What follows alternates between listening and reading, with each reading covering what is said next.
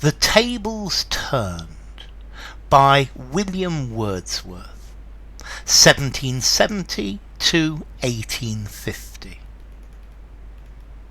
Up, up, my friend, and quit your books, or surely you'll grow double.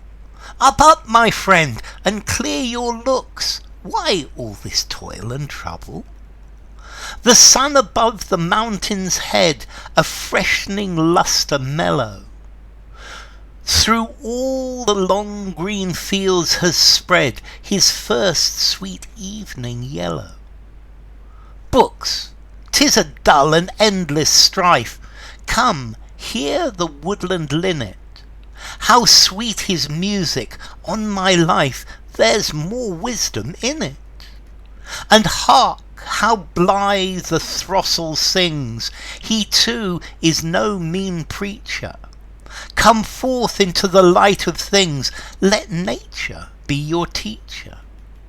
She has a world of ready wealth, our minds and hearts to bless, spontaneous wisdom breathed by health, true breathed by cheerfulness. One impulse from a vernal wood may teach you more of man, of moral evil and of good, than all the sages can. Sweet is the law which nature brings, our meddling intellect misshapes the beauteous forms of things we murder to dissect. Enough of science and of art, close up those barren leaves. Come forth and bring with you a heart that watches and receives. Okay, this is a poem by William Wordsworth. William Wordsworth was born in Cumberland in the Lake District, which is a beautiful natural region in the north of England. He was one of the two leaders with Samuel Taylor Coleridge of the Romantic age, the Romantic movement. Wordsworth had a very deep love of nature, and this poem is about nature. It's about the value of nature, about how wonderful nature is. And this poem is trying to say that it's much better to go out into nature and learn from nature than learn from books. He's not saying that you can't learn from books. He's not saying that books are bad. It's just that nature is much better at teaching us who we really are, where we really come from. And the world of books, it has its place, but nature is much more important. Also, there's a lovely irony within this.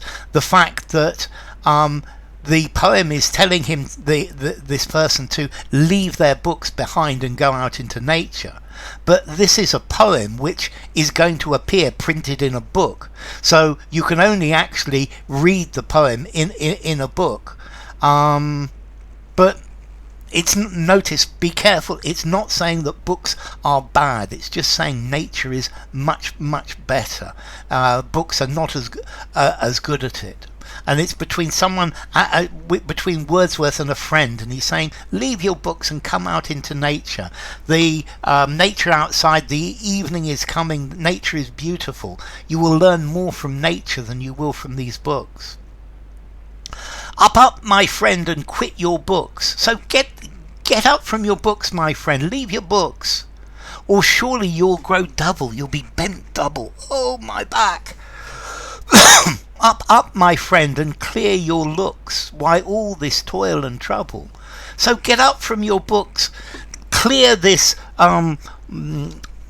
face that you've got that's focusing on your books. Why all this hard work? Why all this trouble? Yeah, so these books, they're giving you a lot of hard work. The books are very complicated, and there's a very simple solution. you can learn. The sun above the mountain's head, a freshening lustre mellow, through all the long green fields has spread his first sweet evening yellow. So come and look at the sun, looking at the sun, looking at the yellow of the sun that's just over the top of the mountain. The shine, the shine is reducing its intensity, and you see that this yellow is spread all across the fields, and evening is coming. Books, 'tis a dull and endless strife. So books are a boring and difficult, a fight, a discord. Are full of boring and endless discord. It's strife. You have to fight with them. And instead of doing that, come hear the woodland linnet. The linnet is a bird, so come hear this bird singing. How sweet his music, on my life, there's more wisdom in it. So come and hear the linnet. If you listen to the music of the linnet, you will plug yourself into nature, and you will learn more from listening to the linnet than you will from all of these books. And hark, how blithe the throstle sings. So a throstle is a thrush, it's another bird, and blithe, the bird is blithe. It doesn't care about the world of men. It's not worried about anything. So hark, listen, how beautifully, how carefree the thrush is singing. He too is no mean preacher, so he preaches a lesson. He teaches things. A preacher, a priest, but who is preaching the knowledge. And the thrush, he's saying that the thrush is a very good teacher as well. Come forth into the light of things. Let nature be your teacher. So come out of your darkened room with your books and let nature be your teacher. Let nature teach you. It's much easier. It's a better way of doing it. She has a world of ready wealth, our minds and hearts to bless. So nature has a wealth of knowledge, is very rich, and will bless our hearts and our minds. It will bless us. It will teach us the things we need to know. Spontaneous wisdom breathed by health, truth breathed by cheerfulness. So you will learn many things because nature will make you healthy, and this will give you wisdom immediately without having to learn it. And you will get truth. You will get the idea of truth because you will be happy, you will be cheerful, you will be positive, and cheerfulness will give you truth. One impulse from a vernal wood may teach you more of man, of moral evil and of good, than all the sages can. So one feeling from a summer wood, vernal is summer as an adjective, so one feeling from a summer wood can teach you more about man, can teach you more about the difference between good and evil than all the sages, than all the wise men in history can teach you. So nature is a much better teacher than the books of men.